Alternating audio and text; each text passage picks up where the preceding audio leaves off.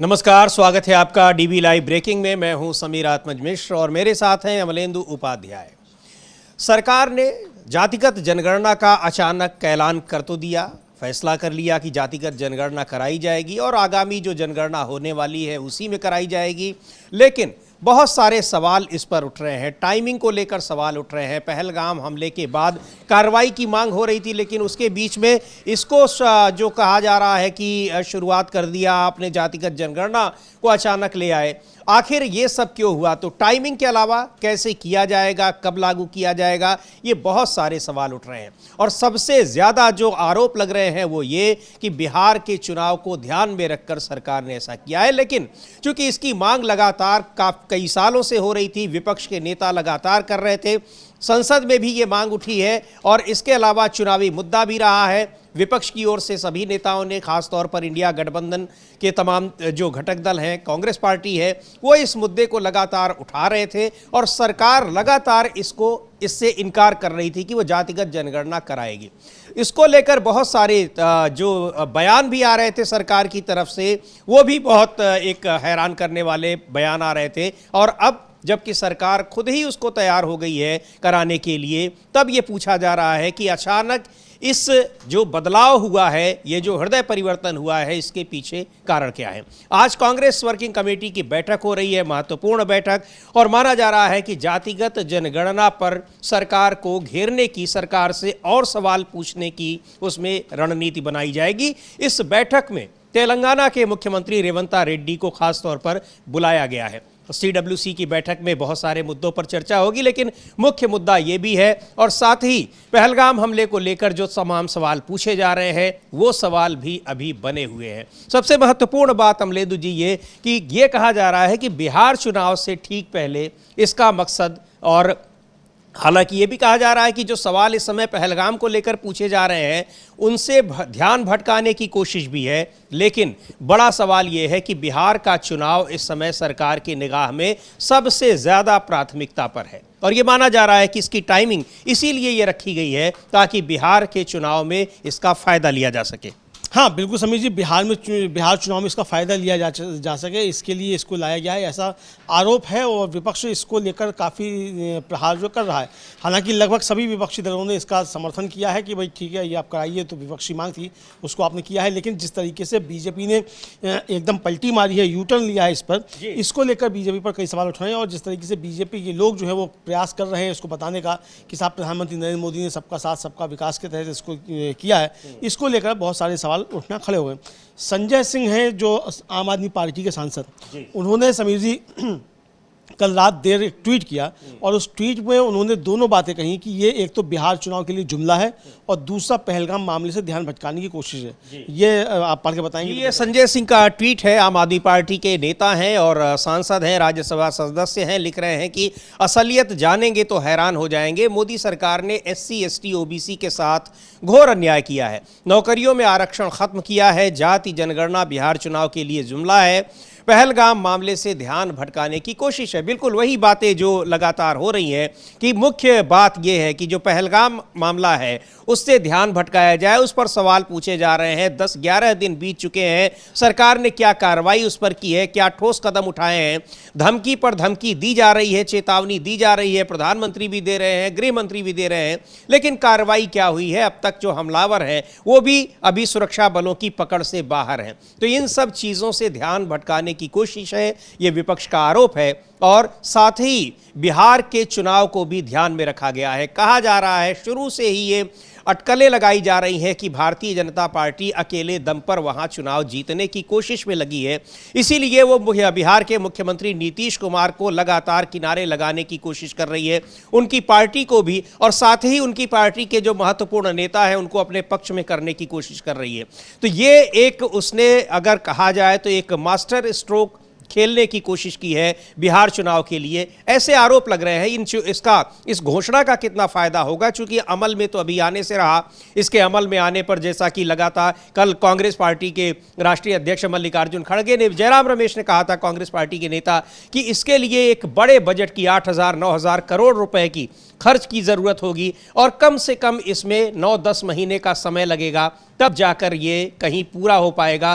पूरे होने के बाद भी इस पर बहुत सारे सवाल उठ रहे हैं, चाहे वो परिसीमन का मामला हो या फिर और भी कई सवाल है कि आरक्षण की सीमा बढ़ाने की बात होगी, कई दूसरे सवाल निकलेंगे। उन सब का जवाब सरकार के पास क्या है, और सबसे बड़ी बात यह है कि टाइमलाइन इसकी क्या दे रखी है। राहुल गांधी ने भी ये सवाल पूछा है कि आखिर ये सरकार ने विपक्ष के दबाव में स्वीकार तो कर लिया है, लेकिन इसको कब कराया जाएगा। तो ये निश्चित तौर पर जो आरोप है कि महत्वपूर्ण मुद्दों से ध्यान भटकाना और बिहार चुनाव को ध्यान में रखकर इसकी अचानक घोषणा कर देना, ये एक बड़ा सवाल है जो लगातार विपक्ष उठा रहा है।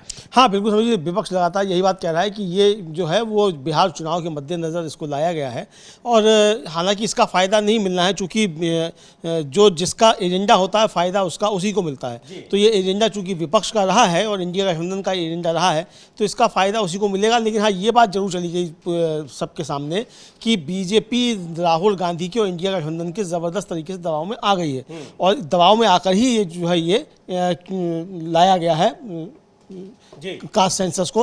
लेकिन जिस तरीके से उसमें बजट का कोई प्रावधान नहीं है, उसके लिए अभी तक आवंटित नहीं हुआ बजट, तो इसको लेकर ये सवाल भी उठ रहे हैं कि क्या ये सिर्फ बिहार चुनाव तक के लिए जुमला तो नहीं है। जी बिल्कुल, इसको अमलेंदु जी ये सही आप कह रहे हैं, क्योंकि अचानक एक बड़ा घटनाक्रम हुआ, यहाँ पर बड़ी घटना हुई जिसको लेकर पूरे देश में लगातार प्रदर्शन हो रहे हैं, विरोध हो रहे हैं और मांग की जा रही है कि पहलगाम के आतंकियों के खिलाफ कड़ी कार्रवाई की जाए। लेकिन उसके बीच अचानक ये फैसला ले लेना कि हम जातिगत जनगणना कराएंगे, जिसके बारे में सरकार संसद तक में नकार चुकी है कि वो नहीं कराएगी, उसकी कोई दिलचस्पी इसमें नहीं है, और इससे भेदभाव बढ़ेगा, जातिगत भेदभाव बढ़ेगा। बहुत सारे कारण भी बताए गए सरकार की ओर से कि क्यों नहीं कराएंगे, और आखिरकार उसको कराने का अचानक फैसला लिया गया है। तो टाइमिंग को लेकर तो सवाल उठ ही रहे हैं, लेकिन नीयत को लेकर भी सवाल उठ रहे हैं। कांग्रेस पार्टी के राष्ट्रीय अध्यक्ष मल्लिकार्जुन खड़गे ने कहा है कि भारतीय जनता पार्टी और उससे जुड़े जो संगठन है, खास तौर पर आरएसएस, वो कभी नहीं चाहते कि पिछड़ों के हित में कोई काम हो। ये उनका आरोप है। एक बार सुन लेते हैं कि जातिगत जनगणना को लेकर क्या कह रहे हैं मल्लिकार्जुन खड़गे, किन परिस्थितियों में सरकार तैयार हुई है, इस जातिगत जनगणना की घोषणा की गई है, इसका फैसला लिया गया है, और उसके पीछे क्या उनकी सोच है। No, I don't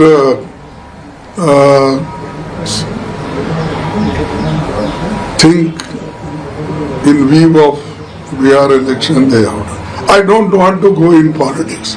I want whatever good, I welcome. Whatever bad, I oppose it. Because ultimately the country is important. People are important. And when people wanted this, we were agitating for that. And they were, since beginning, they are against reservations. Since the birth of RSS and birth of Jansangh. So they don't have any right to talk about the reservation that they have done. All people, all opposition parties pressurized, and we agitated throughout the country, and Rahul Gandhi took a lead in this for cost census. So we have achieved and we are happy.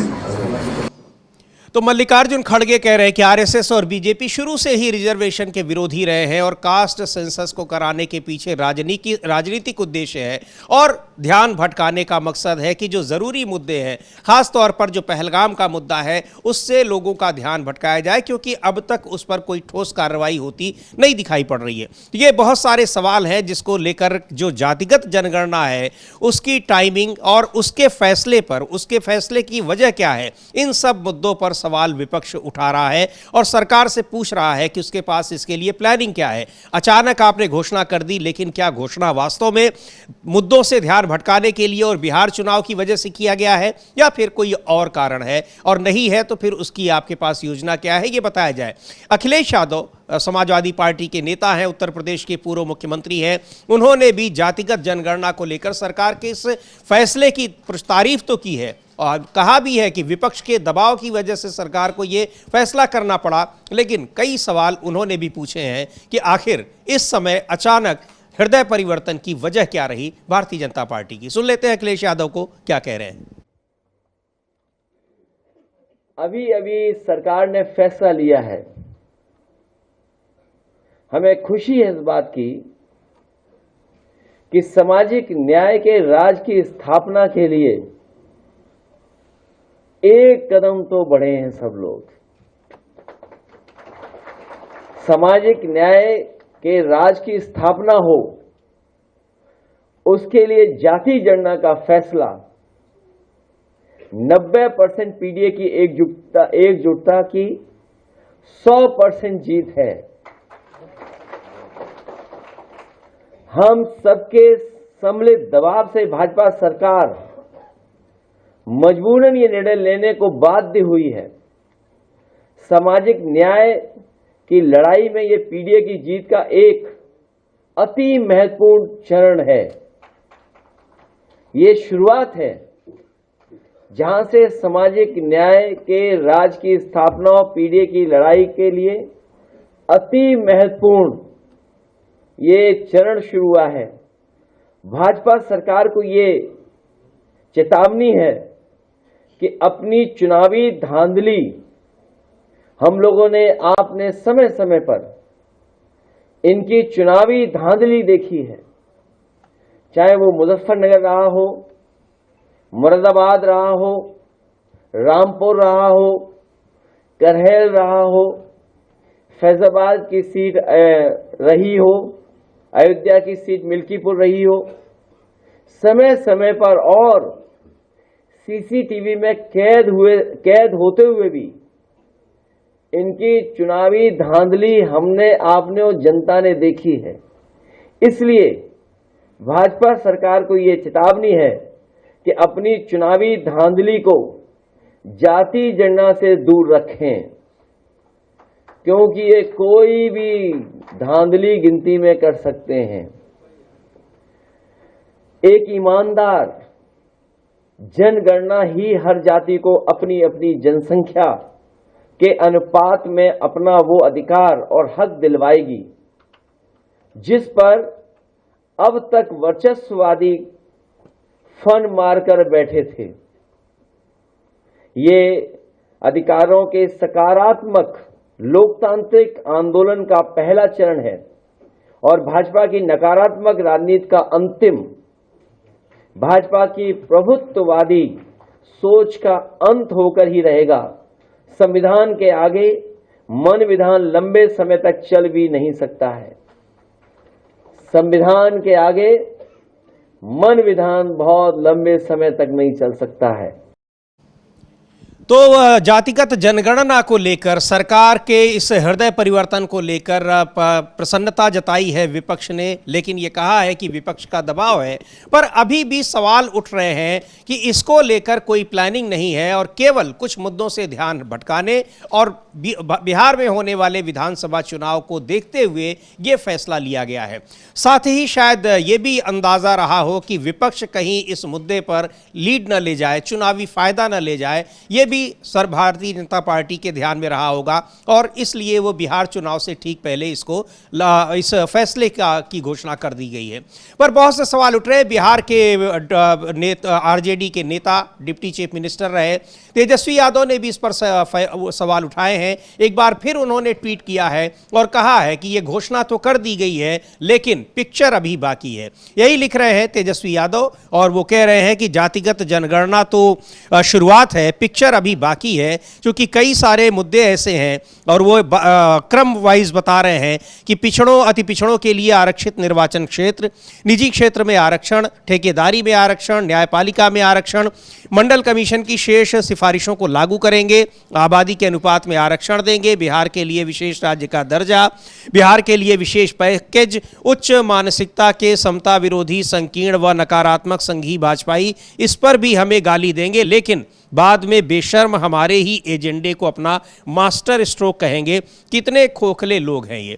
तो ये विपक्ष बार बार यही कह रहा है कि आखिरकार जिसको अभी तक जिस मुद्दे पर विपक्ष की आलोचना करते रहे, प्रधानमंत्री खुद आलोचना करते रहे, केंद्र सरकार के तमाम सीनियर मिनिस्टर्स आलोचना करते रहे, मजाक उड़ाते रहे, उसी मुद्दे को, विपक्ष के उसी मुद्दे को आखिरकार वो अमल में लाने की कोशिश कर रहे हैं। तो ये सवाल विपक्ष उठा रहा है और इसी वजह से इसकी टाइमिंग टाइमिंग और जो ये भी कहा जा रहा है कि उसके पीछे भारतीय जनता पार्टी की कोशिश क्या है, योजना क्या है, या फिर कह लीजिए कि साजिश क्या है, ये भी विपक्ष आरोप लगा रहा है। और क्या इस बात की चर्चा हो रही है कि इसके पीछे कोई ठोस रणनीति उसके पास नहीं है, केवल राजनीतिक फायदे के लिए या मुद्दों से ध्यान भटकाने के लिए इसकी घोषणा कर दी गई है। हाँ, बिल्कुल यही कहा जा रहा है कि ये सिर्फ ध्यान भटकाने के लिए जो है, मुद्दों से भटकाने के लिए कोशिश की गई है।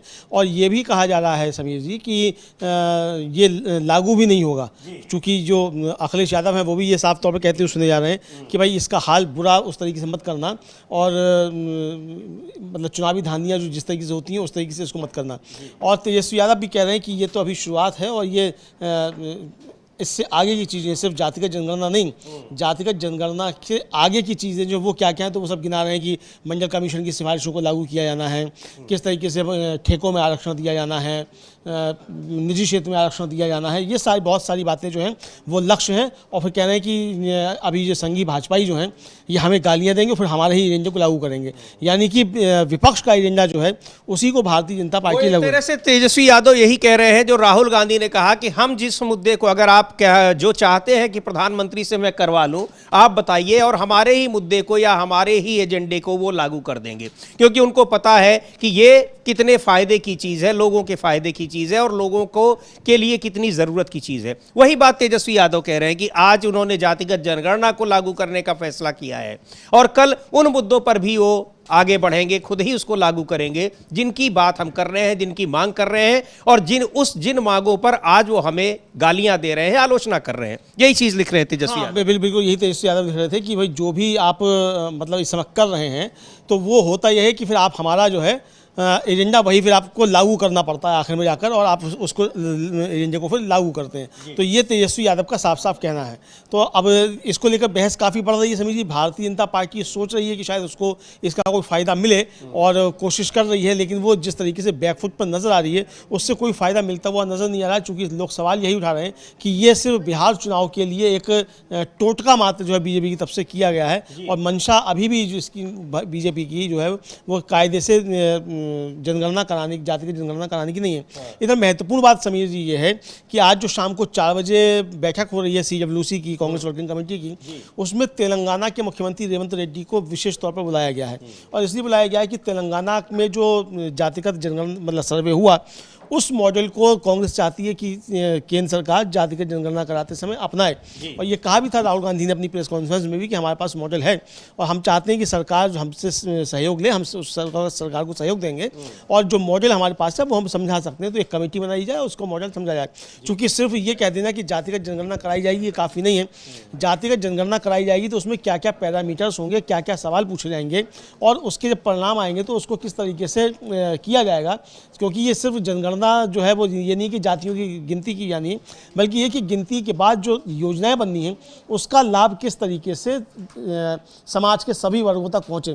तो इसलिए बहुत सारी चीज़ें हैं। तो वो एक मॉडल जो तेलंगाना ने अपनाया है उसको लेकर राहुल गांधी ने सलाह दी। तो आज वो उसमें रहेंगे रेवंत रेड्डी, और हो सकता है कि कांग्रेस की वर्किंग कमेटी में कोई एक कमेटी वगैरह और बना दी जाए और कोई प्रोफार्मा तैयार करके सरकार को प्रत्यावेदन दिया जाए कि आप अगर जातिगत जनगणना कराएं तो इन मसलों को, हमारे सवालों को उसमें आप शामिल करें। जी बिल्कुल। और इस पर कांग्रेस की सांसद हैं परिणीति शिंदे, उन्होंने भी बात कही है अपनी, और जातिगत जनगणना को लेकर सरकार की मंशा पर कई तरह के सवाल उठाए हैं। और ये तो बात सामने आ ही रही है कि कहा ही जा रहा है कि विपक्ष के दबाव का कितना असर रहा वो साफ दिखाई पड़ रहा है, और केवल पहली बार नहीं दिखाई पड़ रहा है, लोकसभा चुनाव के बाद से लगातार ये दिखाई पड़ रहा है कि विपक्ष के दबाव का असर किस तरीके से सरकार उस पर फैसले ले रही है, विपक्ष के एजेंडे को सरकार लागू कर रही है और उन एजेंडों को लागू कर रही है जिनका अभी तक विरोध करती रही है, मखौल उड़ाती रही है। सुन लेते हैं परिणीति शिंदे को क्या कह रही हैं। बहुत धन्यवाद राहुल जी। आज आपके वजह से सरकार पे दबाव निर्माण हुआ और सरकार को जाति जनगणना आखिर करवानी पड़ी।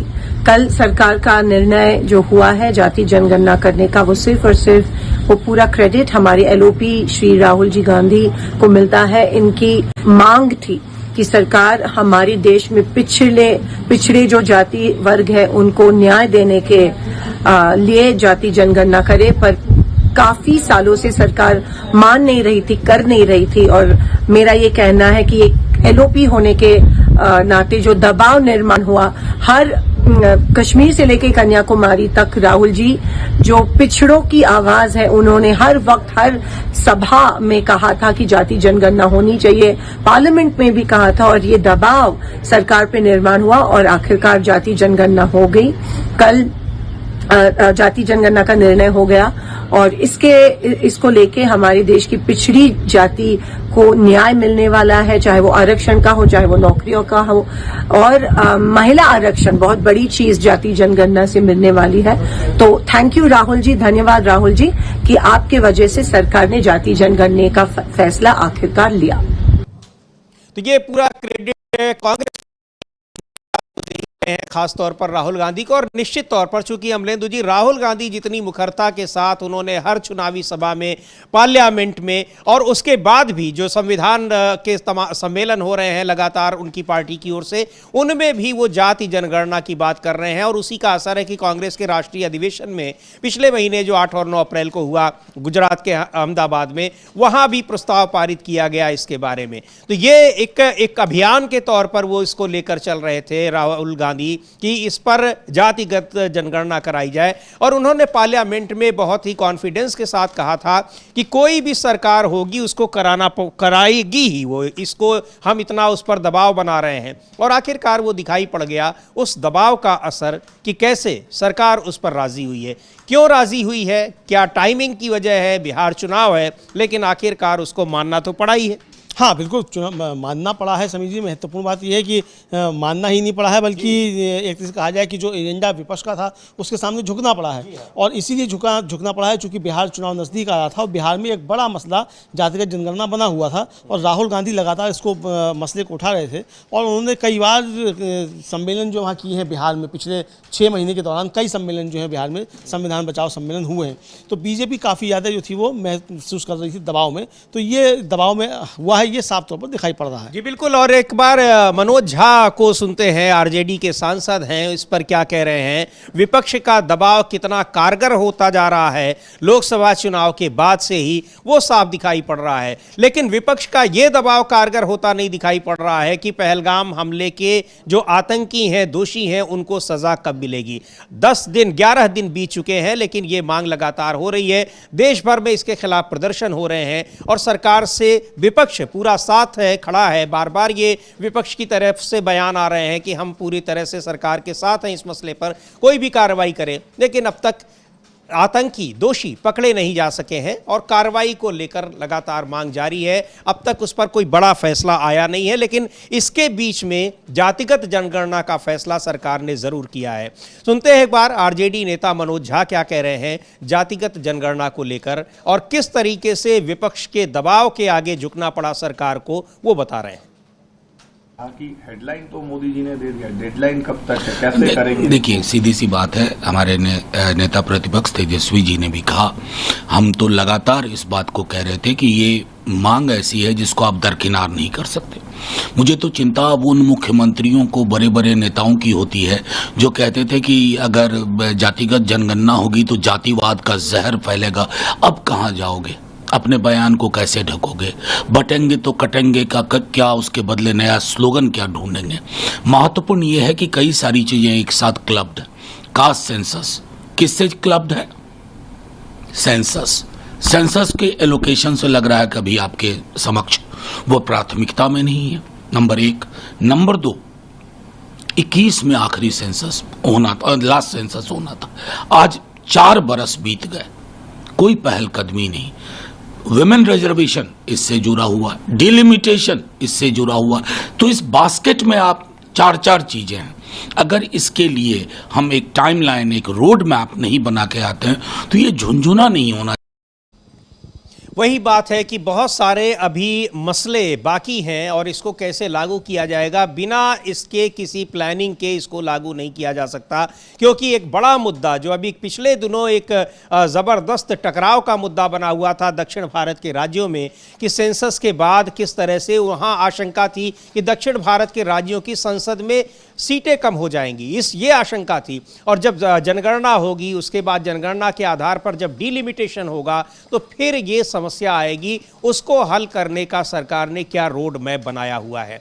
तो किस हड़बड़ी में। और निश्चित तौर पर आज जो CWC की कांग्रेस पार्टी की वर्किंग कमेटी की जो बैठक हो रही है उसमें भी इस मुद्दे पर बात की जाएगी, चर्चा की जाएगी। और रेवंत रेड्डी को बुलाने का, जो तेलंगाना के मुख्यमंत्री हैं, उनको बुलाने का मकसद भी यही है, चूंकि तेलंगाना में जातिगत सर्वे कराया गया है और जो जिस फॉर्मेट पे कराया गया है, राहुल गांधी ने कहा भी है कि वो बहुत ही साइंटिफिक तरीका है और अगर सरकार चाहे तो उस तेलंगाना सरकार की उसमें मदद वो ले भी सकती है। इसलिए रेवंत रेड्डी की भूमिका उसमें महत्वपूर्ण होगी और CWC की बैठक में इसको लेकर सरकार से और भी क्या सवाल पूछे जाने हैं उसकी रूपरेखा भी तय होगी। हाँ बिल्कुल समझिए, उस पर रूपरेखा तैयार होगी और एक पूरा फ्रेमवर्क तैयार होगा आगे का कि किस तरीके से इस पर आगे बढ़ा जाना है और सरकार से क्या क्या मांग की जानी है कि जातिगत जनगणना जो कराई जाए तो उसमें क्या क्या कॉलम शामिल किए जाएं। इसको लेकर आज उस पर चर्चा हो सकती है और रेवंत रेड्डी को बुलाए जाने का मकसद ही ये है खासतौर से कि इस पर एक प्रोफार्मा तैयार किया जाए और सरकार को जो है वो भेजा जाए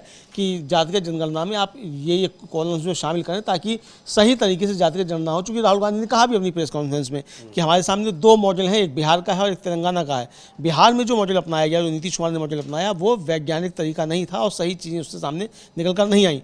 तेलंगाना में जो मॉडल अपनाया गया वो वैज्ञानिक तरीका था और उस पर बहुत से नई चीज़ें सामने निकल कर आई और स्थिति स्पष्ट हुई कि जातियों की संरचना क्या है और जो प्राकृतिक संसाधनों पर या और जो संसाधन हैं उन पर जो हक की बात है तो वो किसको कितना है, ये बात उससे निकलकर सामने आई। तो इसलिए तेलंगाना मॉडल को अपनाया जाना जरूरी है।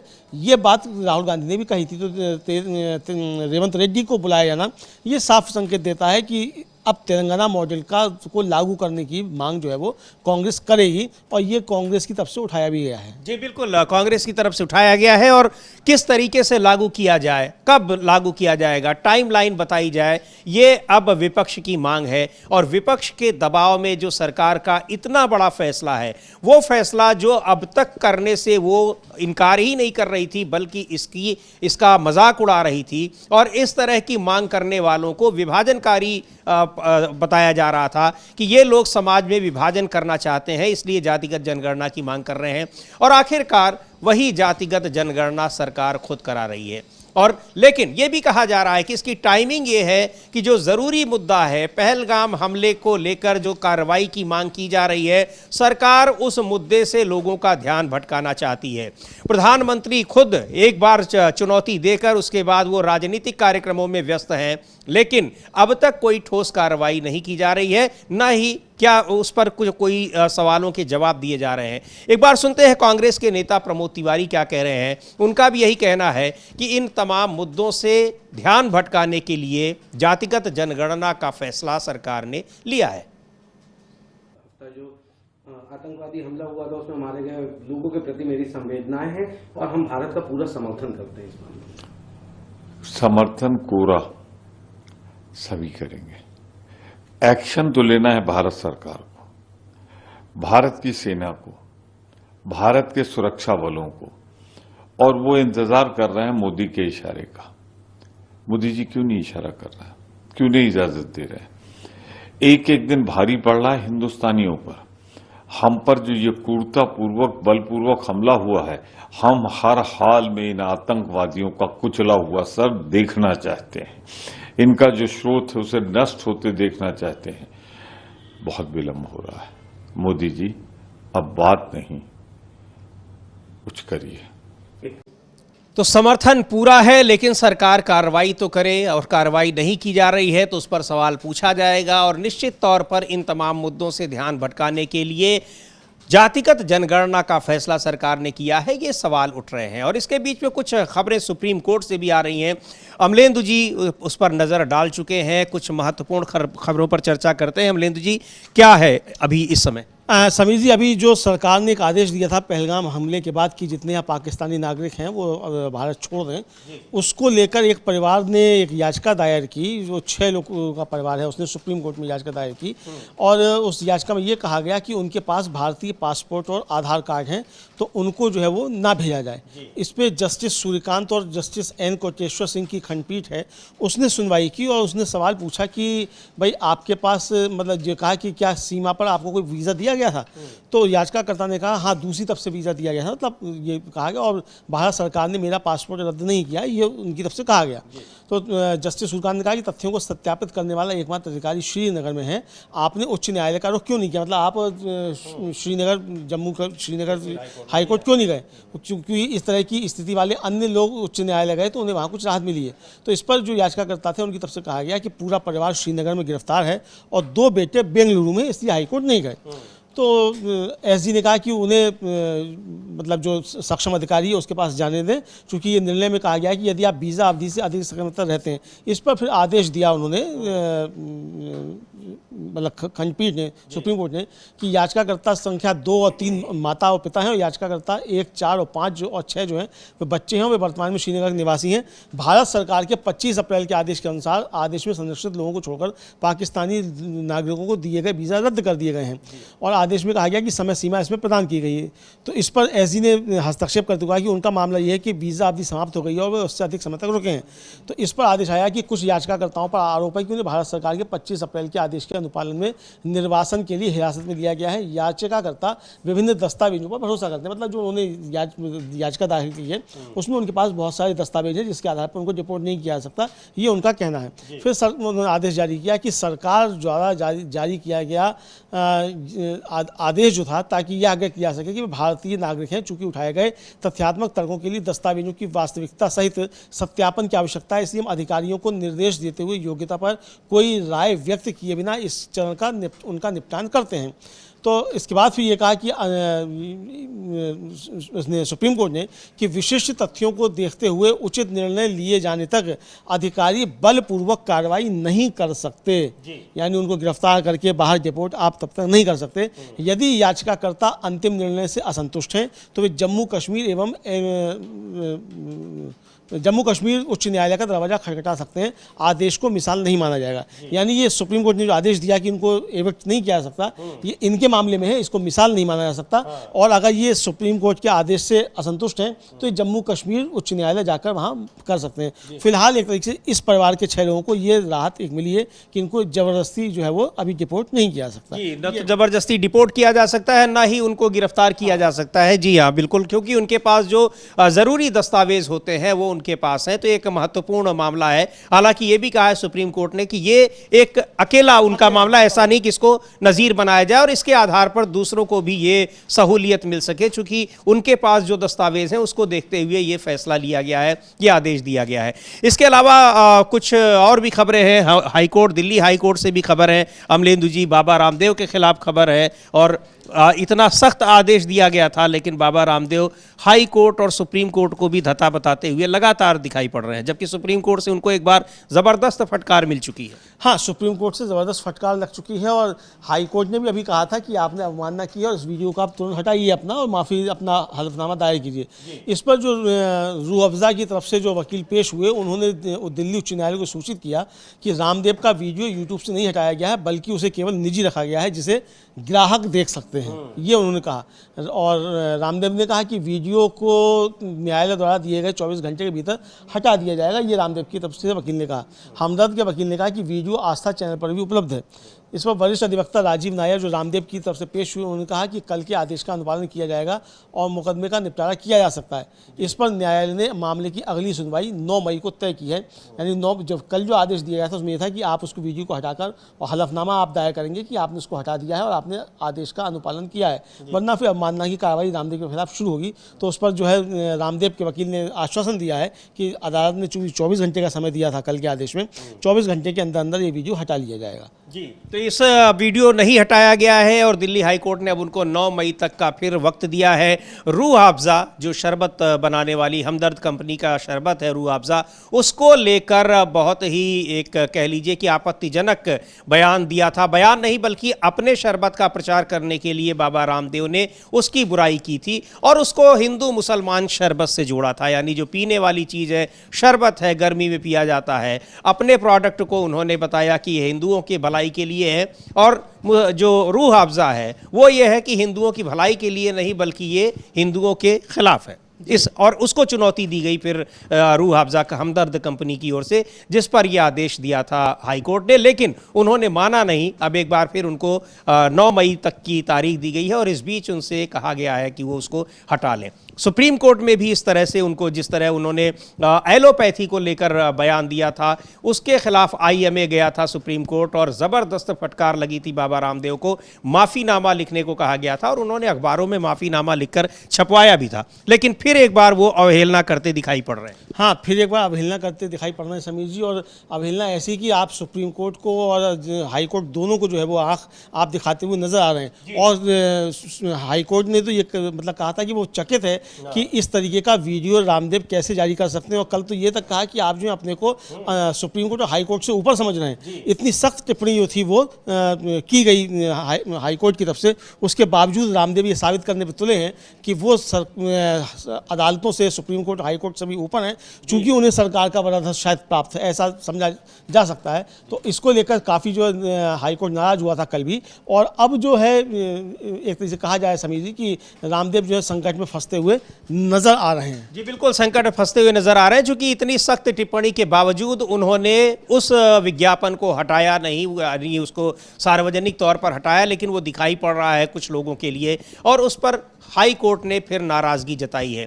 तो ये कुछ महत्वपूर्ण खबरें कोर्ट से रहीं, लेकिन जो बड़ी खबर है वो यही है कि जातिगत जनगणना को लेकर सरकार ने जो फैसला किया है उस पर लगातार विपक्ष की ओर से सवाल उठ रहे हैं। विपक्ष का कहना है कि उसके दबाव में आकर सरकार ने हड़बड़ी में, जल्दबाजी में ये फैसला ले लिया ताकि ज़रूरी मुद्दों से ध्यान भटकाया जा सके, बिहार के चुनाव में उसका राजनीतिक फायदा लिया जा सके, लेकिन कोई रोड मैप उसके लिए तैयार नहीं है, कोई बजट तैयार नहीं है, और ये केवल और केवल दिखाने के लिए ये फैसला लिया गया है, जो विपक्ष का आरोप है। चाहे अखिलेश यादव हो, तेजस्वी यादव हो, या फिर कांग्रेस पार्टी के तमाम नेता, उनका यही कहना है कि इसके लिए सरकार बताए कि क्या उसके पास योजना है, कार्य योजना है, क्या रोड मैप उसने बना रखा है इसको लागू करने के लिए। हाँ बिल्कुल समीर जी, इसको लागू करने के लिए रोड मैप क्या है और सरकार इस पर आगे कैसे बढ़ेगी, ये सवाल पूछे जा रहे हैं। अखिलेश यादव ने भी पूछा कि आगे आप सरकार क्या करेंगे ये बताइए, और चुनावी धांधलियों में ये ना फंसे, ये भी उन्होंने अखिलेश यादव ने कहा। तेजस्वी यादव ने इससे आगे बढ़कर सवाल पूछे। राहुल गांधी भी कह रहे हैं कि सिर्फ जातिगत जनगणना ही मसला नहीं है, सवाल ये है कि जो बैरियर है 50% आरक्षण का, उसको तोड़ा जाना है। सबको न्याय की बात है, चूंकि जातिगत जनगणना हो और वो न्याय बने, ये है। और संजय सिंह का हम लोगों ने दिखाया, क्योंकि उनका कहना है कि ये इसके आंकड़े का उनका तो कहना है कि इसमें धोखा किया गया SC/ST के साथ, लेकिन जो प्रकाश अम्बेडकर वंचित बहुजन अघाड़ी के अध्यक्ष हैं, उनका कहना है कि इसके आंकड़े कभी आएंगे ही नहीं, ये जो जातिगत जनगणना की कराई। जयराम रमेश जो कांग्रेस के महासचिव हैं संचार के, उन्होंने सुबह एक ट्वीट किया है समीर जी, और काफ़ी जोरदार हमला उन्होंने सरकार के ऊपर बोला है इसी जातिगत जनगणना को लेकर। जी बिल्कुल, जयराम रमेश लिख रहे हैं कि जाति जनगणना जिसे मोदी सरकार ने बरसों तक दबाने की कोशिश की, आखिरकार विपक्ष के नेता श्री राहुल गांधी, कांग्रेस पार्टी और असंख्य सामाजिक कार्यकर्ताओं, संगठनों की अडिग लड़ाई के आगे झुक गई। ये सामाजिक न्याय की लड़ाई में एक अहम पड़ाव है। मोदी सरकार जो कल तक इसके नाम से भी कतराती थी और उपहास उड़ाने, टाल मटोल में कोई कसर नहीं छोड़ रही थी, आज जनता के भारी दबाव और विपक्ष के संघर्ष के आगे झुककर जाति जनगणना कराने पर राजी हुई है। असल में यही भाजपा सरकार का पैटर्न रहा है। पहले हर अच्छी योजना या नीति का विरोध करो, उसे बदनाम करो, और जब जनता का दबाव और हकीकत का सामना करना पड़े तो उससे उसी नीति को अपना लो। और लंबा चौड़ा उन्होंने ये ट्वीट किया है जिसमें कई ऐसी योजनाओं का जिक्र किया है, मनरेगा का जिक्र किया है कि जिसके लिए प्रधानमंत्री ने संसद में कहा था विफलता का स्मारक, और यह कहा था इसके लिए उन्होंने कि ये योजना अपनी ही मौत मर जाएगी। मुझे याद है कि उन्होंने पार्लियामेंट में मनरेगा के लिए कहा था, उसका जिक्र भी कर रहे हैं जयराम रमेश, और लिख रहे हैं कि जिस योजना को दुनिया ने ग्रामीण रोजगार और गरीबी उन्मूलन का एक मॉडल कहा, उसी मनरेगा का मजाक उड़ाया गया, कहा गया लोग गड्ढे खोद रहे हैं। लेकिन जब कोरोना जैसी आपदा आई तो यही मनरेगा देश के गरीबों की रीढ़ बन गया। तब क्या हुआ, सरकार ने इसका बजट भी बढ़ाया और खुद इसका क्रेडिट लेने की कोशिश भी की। ऐसा ही आधार के साथ हुआ। GST की कहानी भी इससे अलग नहीं है। तो तमाम उन योजनाओं का जिक्र कर रहे हैं। और अभी हाल में जो उन्होंने किया था इंटर्नशिप, अप्रेंटिसशिप स्कीम का, तो उसकी बात करें तो कांग्रेस ने 2024 लोकसभा चुनाव के अपने न्याय पत्र में युवा न्याय के तहत अप्रेंटिसशिप स्कीम का वादा किया था। चुनाव के दौरान भाजपा ने उस पर भी तंज कसा था, लेकिन बाद में वित्त मंत्री निर्मला सीतारमण ने बजट में इसकी घोषणा की। अफसोस आज तक वो भी सिर्फ घोषणा बनकर ही रह गई है।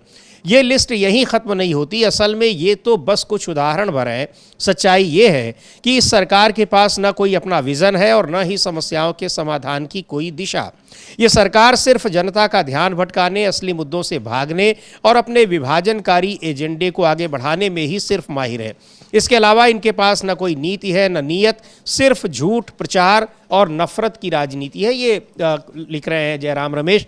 लंबा चौड़ा इन्होंने एक ट्वीट किया है और बताया है कि किस तरह से कांग्रेस पार्टी की योजनाओं को पहले बुराई करते हैं, आलोचना करते हैं और फिर उसी को आगे बढ़ाने पर मजबूर हो जाते हैं। हाँ, बिल्कुल यही कहना है कि उसी से मतलब आप पहले इसका विरोध करते हैं और फिर आप उसी चीज़ को लेकर आगे बढ़ते हैं, फिर उसको अपना लेते हैं। यही बात तेजस्वी यादव कह रहे हैं कि अभी तो मतलब हमको गालियाँ देंगे और फिर हमारा ही एजेंडा अपनाएंगे। और कल तो जो हम लोगों ने चर्चा की थी सम्राट चौधरी की, समीर जी, वो तो साफ तौर पर कह रहे हैं कि मोदी जी ने लालू प्रसाद यादव का एजेंडा जो है उसको सपना जो है उसको साकार किया है, और महिला आरक्षण पर राजीव गांधी का सपना था वो साकार किया नरेंद्र मोदी ने। तो भाई हेडगेवार का और गोलवलकर का भी सपना कभी पूरा कर लो, जिनके आधार पर तुम्हारी पार्टी चल रही है। दूसरे लोगों के ही सपने कब तक साकार करते रहोगे? तो ये अब सवाल जो है विपक्ष की तरफ से उठने लगे। समीर, विपक्ष अब उनकी पार्टी की तरफ से भी उठने लगे हैं और जातिगत जनगणना को लेकर तो जबरदस्त तरीके से सोशल मीडिया पर बीजेपी के समर्थक लोग, बीजेपी के नेता तो अभी खुलकर नहीं बोल रहे हैं, खासकर वो उन नेताओं के बयानों का इंतजार कर रहे हैं लोग जिन्होंने जातिगत जनगणना को लेकर और जाति पात की बात करने को लेकर बहुत ही तल्ख टिप्पणी की थी उनकी। लेकिन जो तमाम समर्थक लोग हैं वो जातिगत जनगणना को लेकर सरकार की और खासकर प्रधानमंत्री नरेंद्र मोदी की जबरदस्त आलोचना कर रहे हैं, अपना पूरा गुस्सा उनके खिलाफ निकाल रहे हैं। बीजेपी के तमाम नेताओं ने, चाहे वो नितिन गडकरी हों, चाहे वो उत्तर प्रदेश के मुख्यमंत्री योगी आदित्यनाथ हों, जातिगत जनगणना को लेकर बहुत ही सख्त टिप्पणी की थी, मजाक उड़ाया था, हंसी उड़ाई थी। खुद प्रधानमंत्री नरेंद्र मोदी ने भी इसको लेकर विपक्ष के नेताओं का मजाक उड़ाया था। हाँ, बिल्कुल विपक्ष के नेताओं का मजाक उड़ाया था प्रधानमंत्री नरेंद्र मोदी ने और काफ़ी हद तक आगे बढ़ गए थे। तो अब वो मजाक बनाने की जो स्थिति वो निकल चुकी है और अब जो है साफ तौर पे ये समझा जा सकता है कि अब सरकार जो है वो यानी बीजेपी जो है अपना मजाक खुद बनवा रही है। क्योंकि विपक्ष अब जिस तरीके से हमले कर रहा है और बीजेपी उसका बचाव कर नहीं पा रही उन हमलों का, तो ये निर्णय भी आपने ले लिया, विपक्ष का एजेंडा भी लागू हो गया और अपनी जगहसाई जो थी बीजेपी ने खुद करवा ली और उस जगहसाई से बचने का उसको कोई रास्ता अब सूझ नहीं रहा है। समीर जी, जी बिल्कुल, इसका कोई रास्ता नहीं सूझ रहा है और इसको लेकर सरकार ने चाहे जो वजह रही हो, चाहे वो टाइमिंग की वजह रही हो, मुद्दों से, पहलगाम के मुद्दे से ध्यान भटकाना हो, बिहार चुनाव हो। हालांकि बिहार चुनाव के बारे में भी कहा जा रहा है कि अभी तो दूर है और सबसे ज़्यादा जो एक महत्वपूर्ण इसके पीछे जो मंशा दिख रही है, जो विपक्ष का कहना है, वो यही दिख रही है कि पहलगाम के मुद्दे से ध्यान भटकाना ताकि उस पर चर्चा ना हो, उस पर जो बहुत सारे सवाल उठ रहे थे वो सवाल भी कहीं न कहीं वो पीछे चले जाएं और जातिगत जनगणना का मुद्दा आगे आ जाए। लेकिन ये कोई भी अचानक ये फैसला, इतना बड़ा फैसला कर लेना उसके लिए और बड़ी मुसीबत बन गया है। अब ये पूछा जा रहा है कि आखिर आप इसको कब लागू करेंगे और लागू कैसे करेंगे, आपके पास क्या रोड मैप है। अब देखते हैं कि आज जब CWC की बैठक होती है शाम को कांग्रेस पार्टी की, उसमें क्या रोड मैप तैयार होता है, इसको लेकर सरकार से सवाल पूछने का, तब सरकार और भी ज्यादा घिरी नजर आएगी। बिल्कुल, सरकार और ज़्यादा घिरी नजर आएगी जब संसद सत्र में समीर जी आएगा और जब जातिगत जनगणना इसमें जोड़ी गई है तो ये संसद से पास भी कराना पड़ेगा। और जब संसद से पास कराया जाएगा तो संसद में फिर जो है विपक्ष वो कहेगा कि राहुल गांधी का आप जो मजाक बना रहे थे, अपमानित कर रहे थे। और उस समय राहुल गांधी ने कहा था कि हम आपको हमारा कितना भी अपमान करना कर लीजिए, लेकिन जैसे अर्जुन को मछली की आँख दिखाई पड़ रही थी, मुझे भी अपना लक्ष्य दिखाई पड़ रहा है कि जातिगत जनगणना करानी है और इसी सदन से करवाऊंगा। तो वो राहुल गांधी की बात जो है वो सदन के अंदर सच होती हुई नजर आएगी। समीर जी, ये बीजेपी के सामने बड़ा संकट है कि उस परिस्थिति में बीजेपी किस तरीके से सदन में अपना बचाव करेगी। तो अभी तो आप हमला करके ट्रोल आर्मी लगाकर ये सब करते हैं, लेकिन संसद में ट्रोल आर्मी काम नहीं करेगी ना। संसद में सांसदों को काम करना होगा। हालांकि कहा यह जाता है कि बीजेपी के तमाम सांसद जो वो भी ट्रोल ही हैं। अब वो बात अलग है कि वो महंगे हैं, तो ये आरोप विपक्ष की तरफ से लगता है कि वो संसद में भी उसी तरीके की बातें करते हैं, ऐसे ट्रोल्स करते हैं। लेकिन बहरहाल वो आरोप प्रत्यारोप का मसला है, उस पर हम कोई टिप्पणी नहीं कर सकते कौन क्या है क्या नहीं है। लेकिन ये संकट तो बीजेपी के सामने आएगा, चूंकि जब ये संसद में लाया जाएगा इसको, तो फिर किस तरीके से विपक्ष हमलावर होगा ये देखने में आएगा, और सरकार इसमें घिरी हुई नजर आ रही है। जी बिल्कुल, इसको लेकर जिस तरह से एक बार सुनेंगे भी कि राहुल गांधी ने क्या कहा था पार्लियामेंट में कि कोई भी सरकार होगी इसको लागू ही करना पड़ेगा। राहुल गांधी के उस बयान को भी सुनेंगे, लेकिन ये बताता है कि इस मुद्दे पर जिस तरह से वो कॉन्फिडेंट थे, चुनाव से पहले भी इस मुद्दे को उठाया, कांग्रेस पार्टी ने अपने घोषणा पत्र का हिस्सा बनाया, वादा किया कि हम सरकार में आते ही इसको लागू करेंगे, और उसके बाद भी उस पर कायम रही। राहुल गांधी ने यहां तक कहा था कि अगर हमको राजनीतिक रूप से नुकसान भी उठाना पड़े तब भी हम इसको लागू करेंगे। तो ये माना जा रहा है कि राहुल गांधी का ये जो भरोसा था, ये निश्चित तौर पर उन लोगों का भरोसा था जो इसके लिए लड़ाई लड़ रहे थे, और राहुल गांधी उसको लीड कर रहे थे। विपक्ष के जो इंडिया गठबंधन के घटक दलों के तमाम नेता हैं वो भी इस मुद्दे पर पूरी तरह से उनके साथ थे। तो सुन लेते हैं एक बार क्या कहा था राहुल गांधी ने, उसको सुनेंगे। लेकिन बहुत महत्वपूर्ण बात यह है कि आखिरकार सरकार को उसके आगे झुकना ही पड़ा, उस मांग के आगे झुकना पड़ा जिसका वो मखौल उड़ा रहे थे, जिसको वो लागू न करने का फैसला कर चुके थे, लेकिन उनको अचानक से ये फैसला लेना पड़ा कि हम जातिगत जनगणना लागू करने जा रहे हैं। हाँ बिल्कुल, जातिगत जनगणना लागू करने ये करना पड़ा, और राहुल गांधी ने सदन में जो कहा था वो हम लोग सुनेंगे भी समीर जी, और किस तरीके से उन्होंने कहा था। और एक तरह से कहा जाए कि बीजेपी काफ़ी ज़्यादा बैकफुट पर नजर आई थी, तो आज भी बीजेपी इस मसले पर मतलब ये घोषणा करने के बावजूद फ्रंट फुट पर बीजेपी नहीं खेल पा रही है।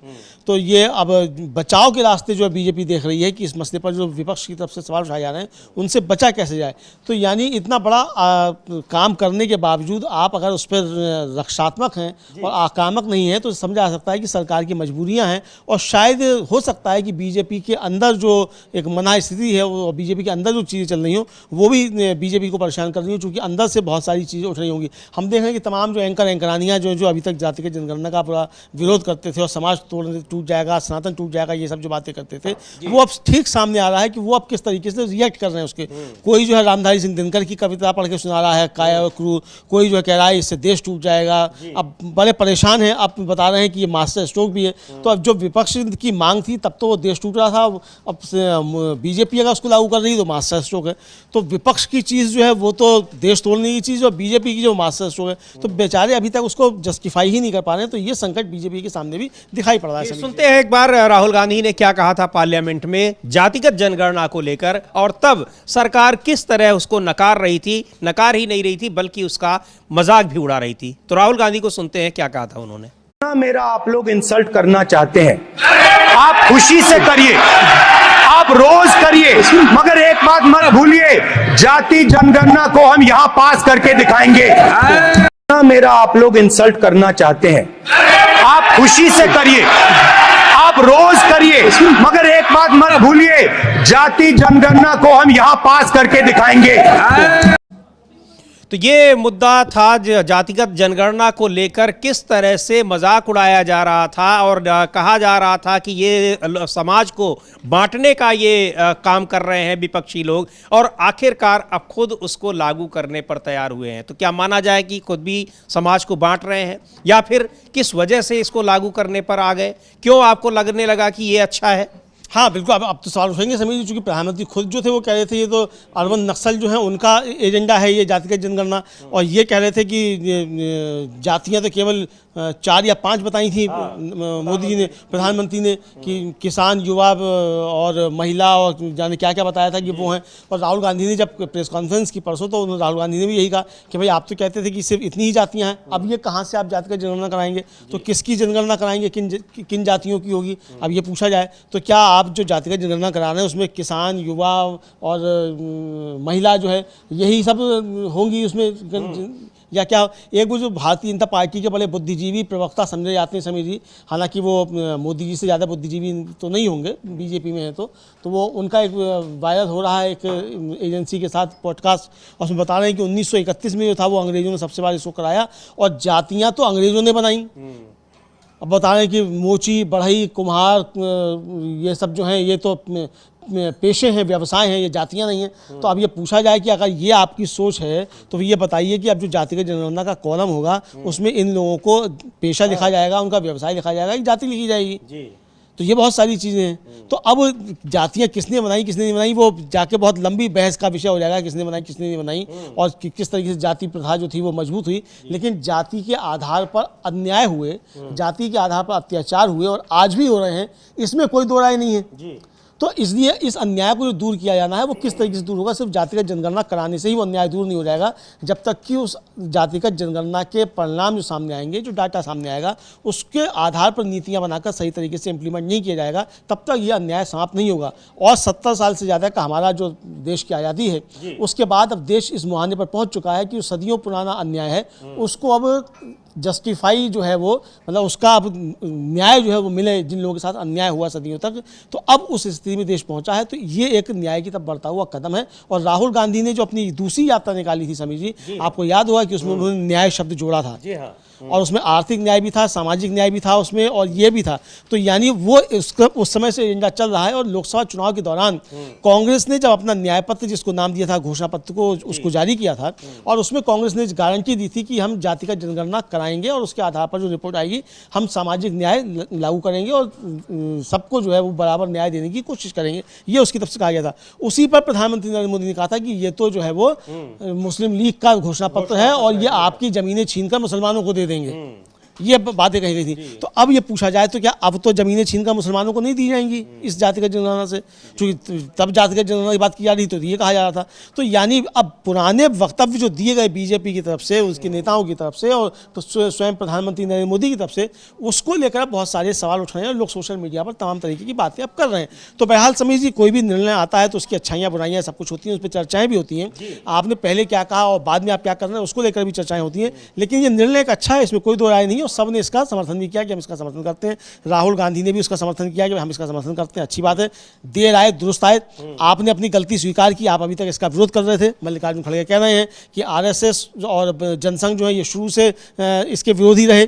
100 साल अखिलेश यादव ने तो हाँ उसका समर्थन सब कर रहे हैं इस फैसले का, लेकिन यही कि मंशा पर अभी भी सवाल है कि आपकी मंशा ठीक नहीं है। एक बार सुन लेते हैं अखिलेश यादव क्या कह रहे हैं। तेजस्वी यादव ने भी यही बात कही और तेजस्वी यादव कहना है कि आप धीरे धीरे विपक्ष के सारे मुद्दों को आप लागू करेंगे और जो अभी हमारे और भी बचे हुए मुद्दे हैं उनको भी आप लागू करेंगे, लेकिन टाइमिंग आप बताइए क्योंकि अभी भी मंशा पर सवाल उठ रहे हैं। तो अखिलेश यादव को सुन लेते हैं क्या कहा है उन्होंने जातिगत जनगणना पर सरकार के फैसले को लेकर। अभी अभी सरकार ने फैसला लिया है, हमें खुशी है इस बात की कि सामाजिक न्याय के राज की स्थापना के लिए एक कदम तो बढ़े हैं सब लोग। सामाजिक न्याय के राज की स्थापना हो, उसके लिए जाति जनगणना का फैसला 90% पीडीए की एकजुटता की 100% जीत है। हम सबके सम्मिलित दबाव से भाजपा सरकार मजबूरन ये निर्णय लेने को बाध्य हुई है।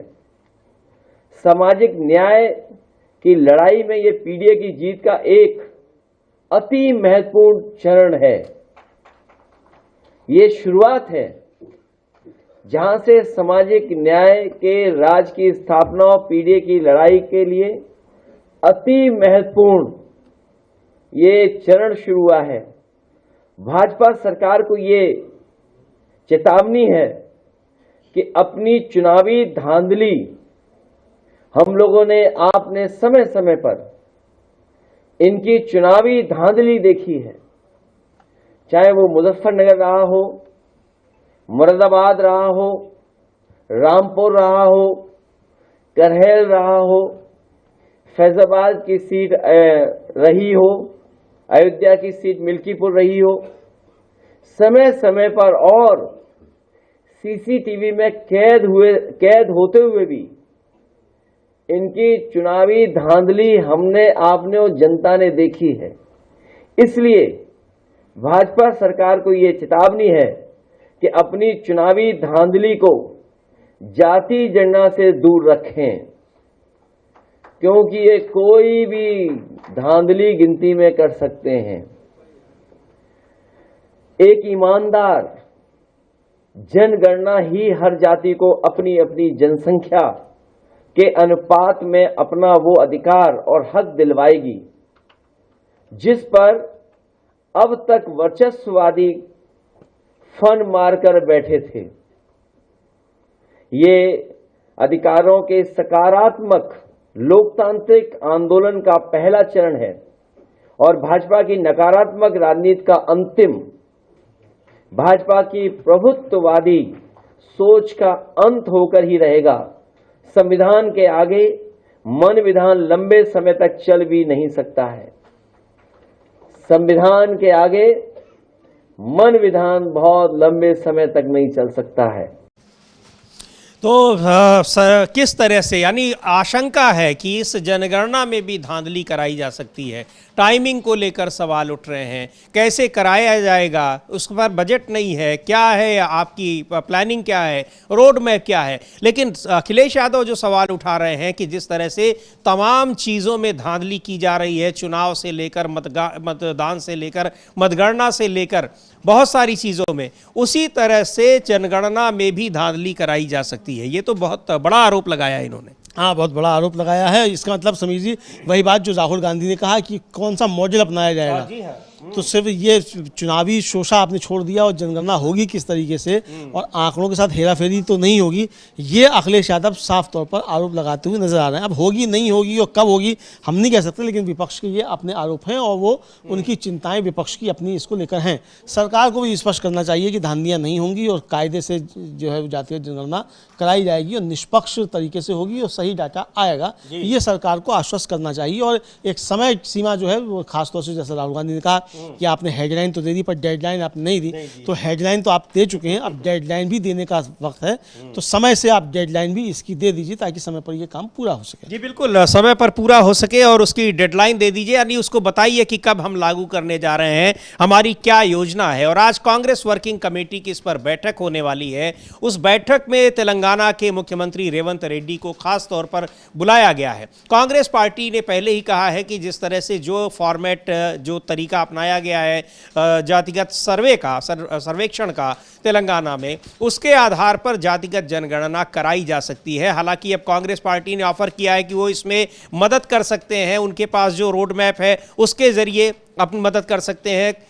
जातिगत जनगणना को कैसे किया जा सकता है ये सरकार के ऊपर है कि कितना उनके सुझाव को मानते हैं या नहीं मानते हैं। लेकिन आज CWC की बैठक में ये माना जा रहा है कि मुख्य रूप से जोर जो है वो जातिगत जनगणना को लेकर होगा। और जो सवाल पूछे गए हैं कि आप कब लागू करेंगे, क्या आपका रोड मैप है, इस पर भी पार्टी अपना एक सवालों का फॉर्मेट तय करने वाली है जो सरकार से पूछे जाएंगे। और पहलगाम को लेकर तो सरकार से सवाल पूछे ही जा रहे हैं, जवाब किसका मिलेगा इस पर रहेगी हमारी नज़र। CWC की बैठक में क्या होता है वो भी आपको बताया जाएगा। बने रहिए DB लाइव के साथ।